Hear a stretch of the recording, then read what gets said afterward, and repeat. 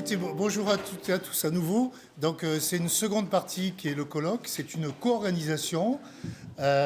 Jancy Sines d'un côté et à l'échelle locale, donc Anne Laurent, qui a pas mal de casquettes au niveau Institut des sciences de Montpellier, entre autres de Meso-LR, et de la partie, on va dire, ouest du projet DROC, qui a été. Ce matin. Et Andrea Parmigiani, qui est donc responsable du LABEX NUMEF. Donc NUMEF, ça veut dire Solutions numériques pour l'environnement et le vivant. J'ai œuvré à sa création dans un contexte où on m'a fait comprendre que le numérique, ça ne pouvait pas être à Montpellier quand il y a eu les premiers LABEX, qu'il y avait d'autres endroits plus prestigieux. Et j'ai dit, j'ai répondu qu'on avait quand même déposé un projet et que certes, ce ne serait pas barrissant numérique, ce serait numérique et environnement et vivant pour montrer que, évidemment, le numérique pénètre beaucoup de couches aujourd'hui, enfin toutes les couches. Voilà, donc on a prévu d'organiser ce colloque. Alors, j'ai juste un point d'information qui est un peu regrettable, c'est que notre collègue Denis Puy, qui devait terminer cet exposé, a des ennuis de santé assez sérieux, sur ce que j'ai entendu, donc il ne pourra pas être là. Donc il est à l'hôpital. Et c'est dommage parce que c'est un collègue, quand on parle d'astrophysique, il me parle immédiatement de GPU, pour montrer que les concepts dont on parle sont vraiment essentiels dans les communautés. Voilà, donc c'est 8 exposés. On va essayer, donc plus que 7 exposés. Le premier sera un exposé de présentation finalement de l'intérieur d'Adastra, qu'est-ce qu'il y a autour et pourquoi faire. Et puis ensuite, ce seront vraiment des échantillons, et je remercie les intervenants, sur un certain nombre de projets scientifiques. On continue. En quelques mots, ne vous inquiétez pas, le plus important, c'est les exposés qui vont suivre et la science que vous allez voir. Effectivement, bienvenue à l'Université de Montpellier pour tout le monde. Certains étaient déjà là ce matin dans ce même amphi. Pour nous, c'est important d'avoir ce colloque. C'est très représentatif, ce qu'on essaye de vous montrer, de tout ce qui a été dit ce matin aussi, sur la pyramide de calcul, sur ce qu'on fait ici à Montpellier, mais sur ce qui se fait aussi ailleurs, grâce à Adastra, grâce à ces super calculateurs, mais aussi grâce au mésocentre, toutes les installations régionales, côté DROC et à toute cette chaîne, qui n'est pas seulement une chaîne de machines, qui est aussi, ça a été dit aussi beaucoup, qui est une chaîne de compétences, une chaîne d'accompagnement qu'il faut faire vivre, qu'il faut continuer à faire vivre, et effectivement qu'on va continuer à faire vivre aussi en termes de formation. Donc le programme, on a essayé de l'égrener, de vous montrer un petit peu tout ça, toute cette chaîne-là et toute cette belle utilisation de nos beaux équipements qu'on a ici en région, mais sur le plan national. Donc en particulier, nous, le clin d'œil, celui auquel je tiens, c'est l'exemple que je donne souvent, et il a accepté de faire un exposé, c'est Nicolas Floquet, qui a à la fois des machines sous son bureau, très petites, sous son bureau, qui est un utilisateur historique du mésocentre, mais aussi des centres nationaux, et qui a calculé aussi au niveau européen. Donc je pense que c'est un des exemples. Les autres sont tout aussi jolis, mais on vous souhaite une très belle après-midi. Et comme ça a été dit ce matin aussi, c'est dans ce même amphi que les 13 et 14 juin auront lieu les journées IASC France, et donc on espère vous y retrouver aussi.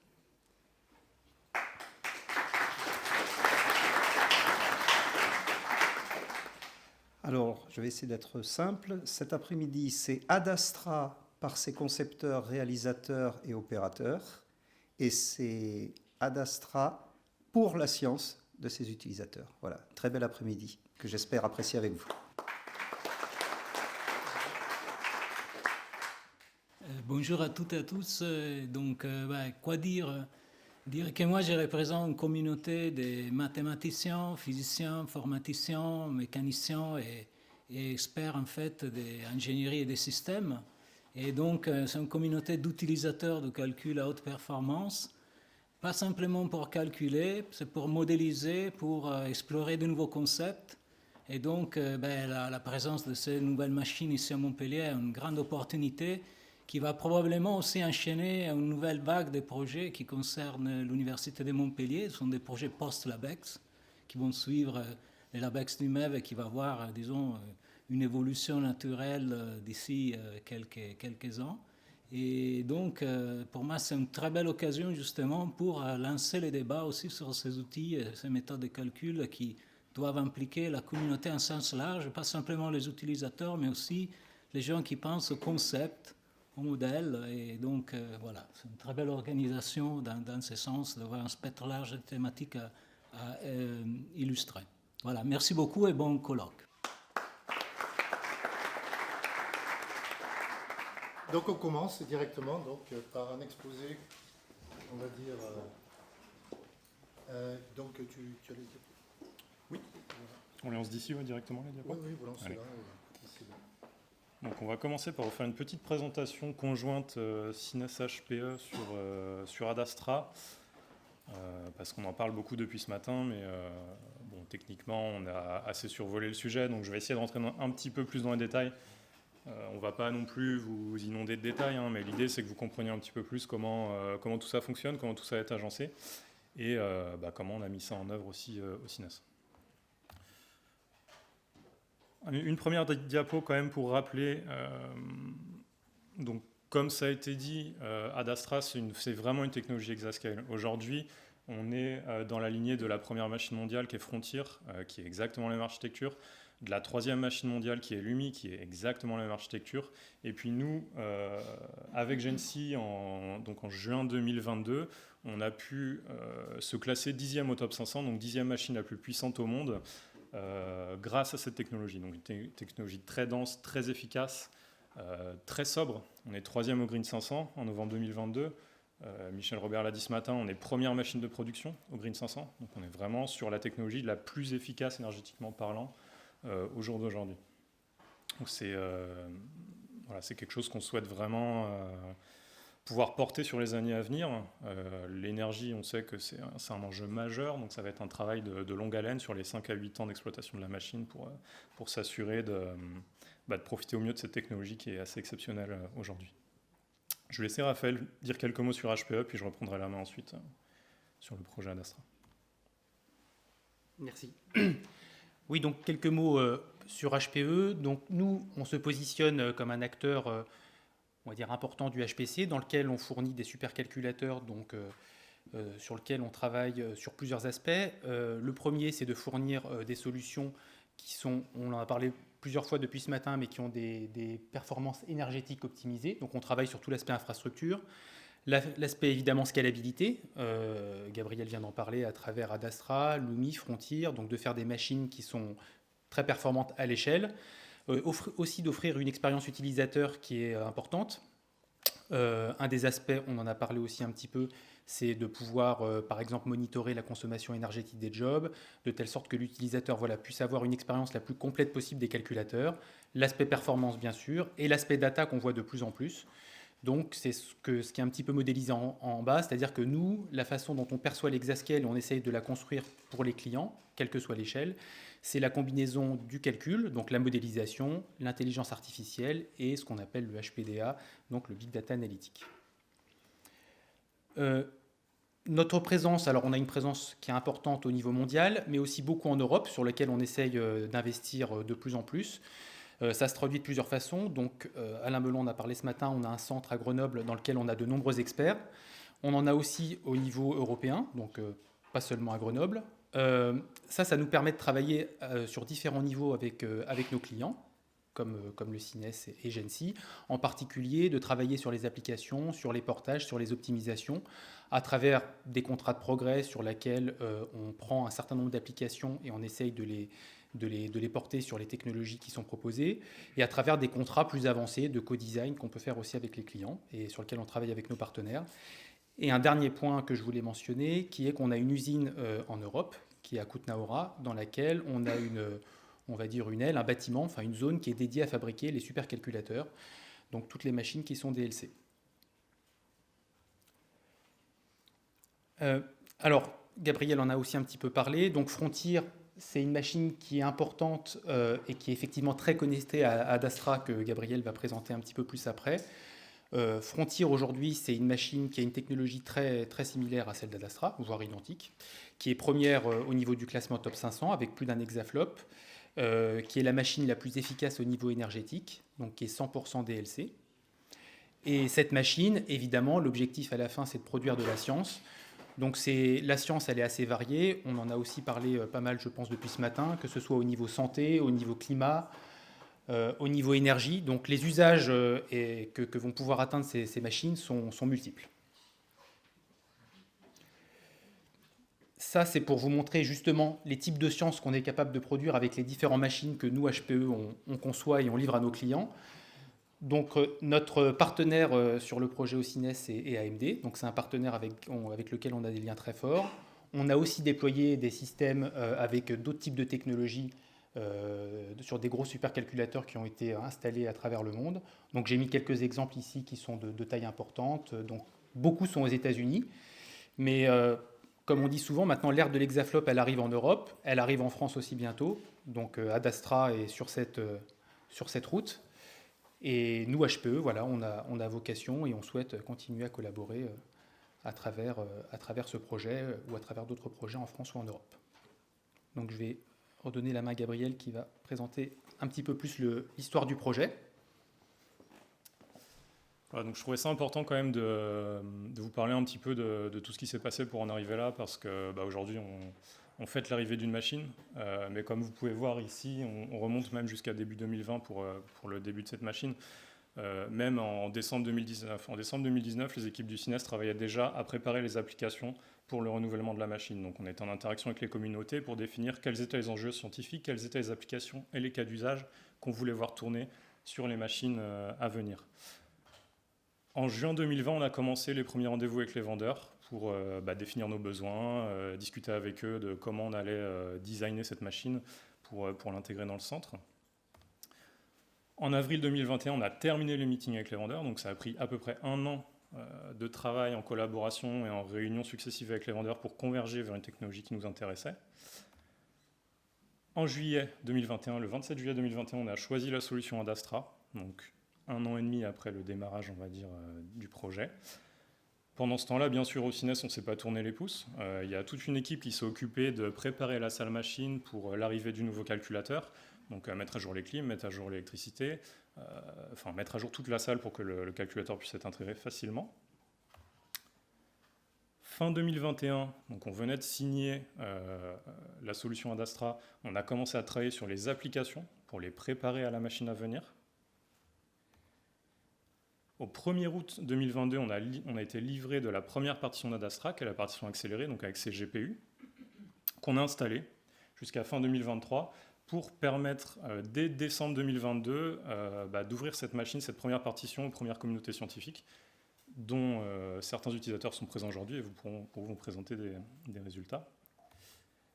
En mars 2023, donc très récemment, on a eu la livraison de la partition scalaire, donc la seconde partition d'Adastra, que je vous présenterai plus tard, qu'on a installée pour ouvrir en mai, donc aujourd'hui ou dans les jours à venir, la machine pour l'ensemble de la communauté. Et donc voilà, je suis très content aujourd'hui, après 3 ans et demi de travail, de pouvoir faire l'inauguration de la machine. C'est un effort vraiment, vraiment important de toutes les équipes, que ce soit Gensi, CINES et HPE. Et donc j'en profite encore une fois pour remercier tout le monde aujourd'hui et puis les applaudir pour le travail effectué sur cette programme.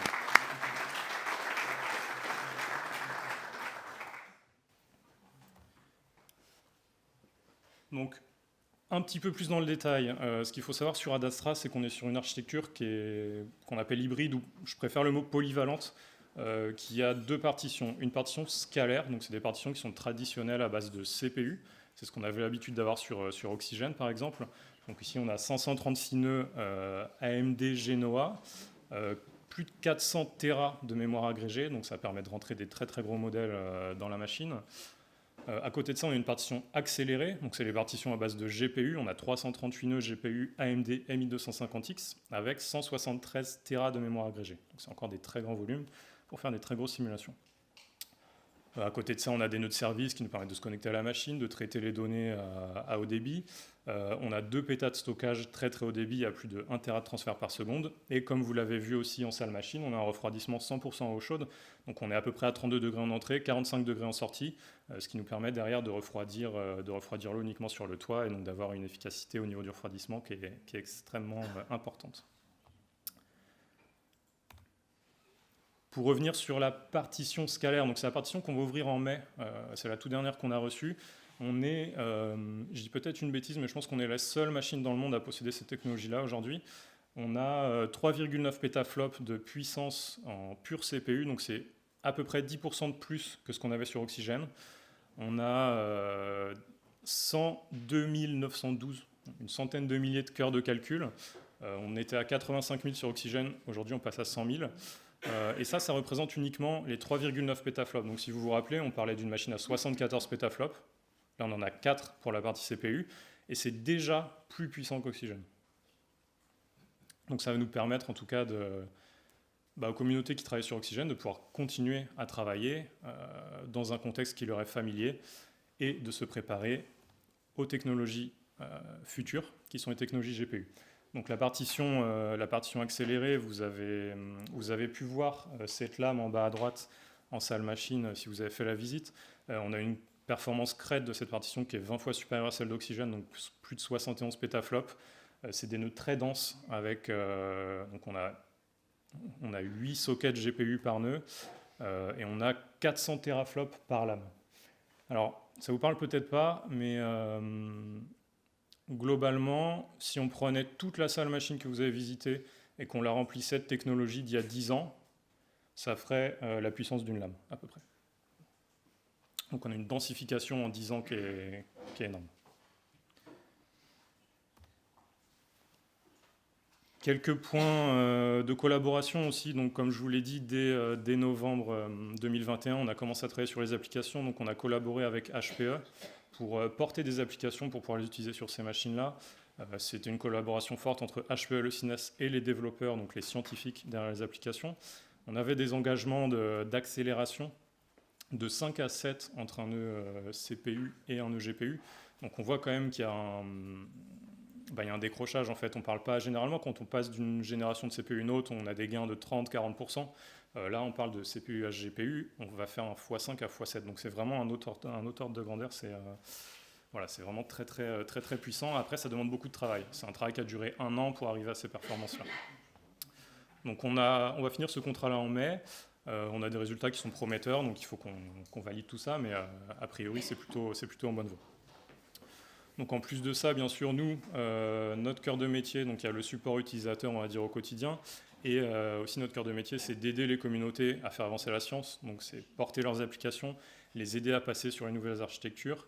On va participer aussi aux appels à projets Euro-HPC avec GENSI, qui nous permettra de participer à des projets de plus grande envergure, de collaborer avec l'UMI par exemple, et d'aider de plus en plus de chercheurs à passer à l'échelle à la fois en France, mais aussi sur l'UMI. Parce que comme je vous le disais tout à l'heure, Adastra, c'est une version réduite de l'UMI, et donc quelqu'un qui pourrait être limité ici a l'opportunité derrière de passer sur des plus grosses machines européennes. Et donc les collaborations qu'on peut avoir avec les autres centres européens sont très importantes dans ce sens-là. L'objectif, ça reste de faire avancer la science, pas de dire que ça a été fait au CNES explicitement.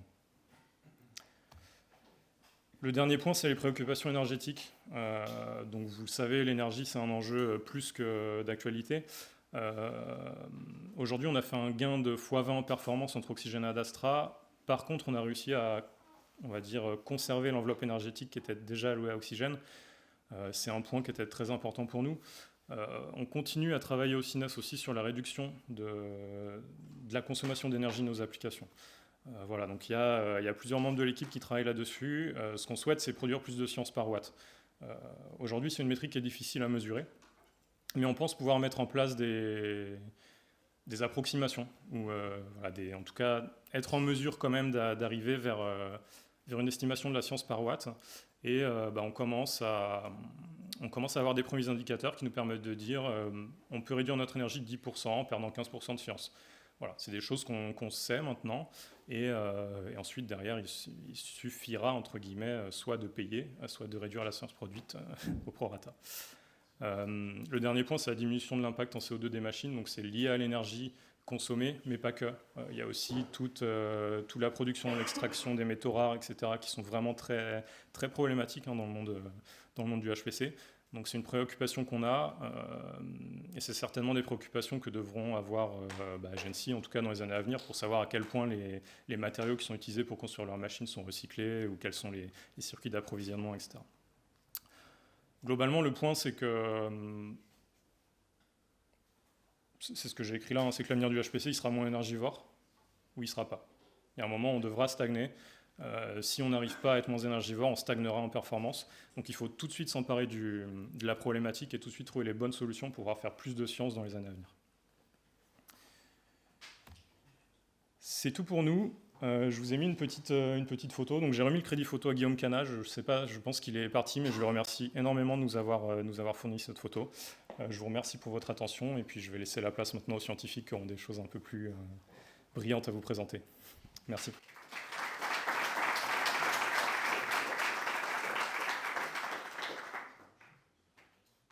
Alors, est-ce qu'il y a des questions? Et s'il y a des questions, on va utiliser le micro. Donc, on fait un enregistrement, donc c'est pour le son, sachant que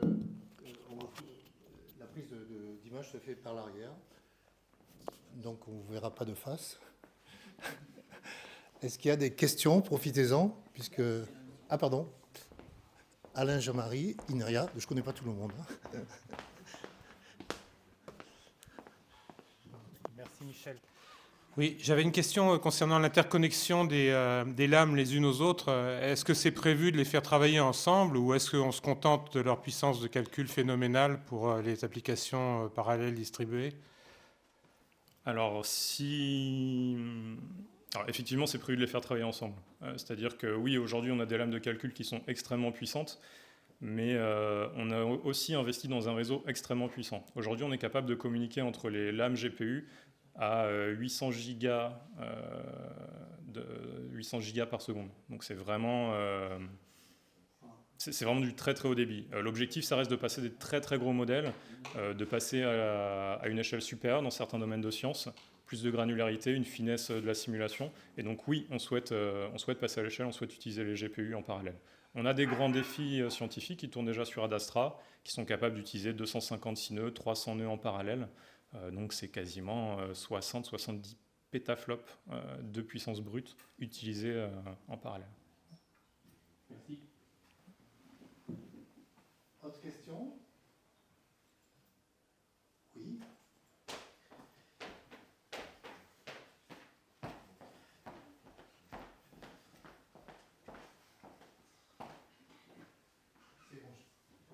Sur la partition CPU, du coup, donc on a bien compris que c'était l'équivalent à peu près d'oxygène. Je l'apprenais, je ne savais pas. Au niveau de la consommation énergétique, ça donne quoi par rapport à oxygène? On est de l'ordre de 4 fois moins qu'oxygène. Donc on passe de 3300 nœuds de calcul à un peu plus de 500 nœuds. Donc on a une grosse densification de l'infrastructure. On a des nœuds à 192 cœurs quand on avait des nœuds à 24 cœurs sur oxygène. Mais par contre, voilà, on va multiplier le nombre de cœurs par 8 par nœud, mais on va multiplier l'empreinte énergétique de chaque nœud uniquement par 2. Donc on a vraiment un gain d'efficacité énergétique à ces nouvelles technologies. Moi, j'ai une question. Ce matin, on représente bien sûr la machine, mais il faut toujours intégrer le fait qu'il y a beaucoup de câblage, de la fibre optique, et que derrière la vitrine, il y a l'espace stockage. Donc la question, c'est les temps d'accès aux mémoires dans une machine, dans l'espace stockage. Tu peux en dire un petit peu plus sur ces capacités autour du calculateur qu'on voit? Oui, aujourd'hui, on a le calculateur on a une hiérarchie de mémoire en fait qui est assez simple. Donc sur les GPU, on a ce qu'on appelle de la HBM, donc qui est une mémoire à très très forte bande passante qui permet de fournir de l'information au GPU pour qu'il puisse la traiter. Ensuite, on a le niveau de RAM sur les nœuds de calcul. On va avoir notre espace très haut débit Scratch, où on est à 1,3 Tera par seconde de débit sur le Scratch. Donc vous pouvez écrire de la donnée en parallèle et en lire, il n'y a pas de problème. Ensuite, on a un espace de stockage Work qui fait, lui, une dizaine de pétas, qui est un petit peu moins rapide, mais on est quand même autour de 250 gigas au niveau des transferts, donc même chose, on peut l'utiliser pour l'HPC. Et derrière, on a un espace de stockage Store qui nous permet de stocker de la donnée de façon pérenne. Donc là, pour le coup, au niveau de la bande passante, on n'est pas très bon, mais on est en mesure de stocker énormément de données et de la pérenniser. Voilà. Donc pour les habitués à ces espaces que vous connaissez et qu'on continue de vous recommander d'utiliser. Et voilà, on continue aussi la densification de la mémoire sur on ne s'imaginait pas que sur une machine comme Adastra, on aurait des nœuds de calcul à 192 cœurs avec 4 gigas de mémoire par cœur. C'est assez énorme. Voilà, on pensait plutôt tourner autour de 1 giga, 2 gigas. Et aujourd'hui, on se retrouve avec une machine qui a 4 gigas par cœur. Donc on a quasiment 1 téra de mémoire par nœud. C'est assez exceptionnel aussi pour les gens qui ne sont pas en mesure de passer à l'échelle et qui ont besoin de tourner des gros modèles.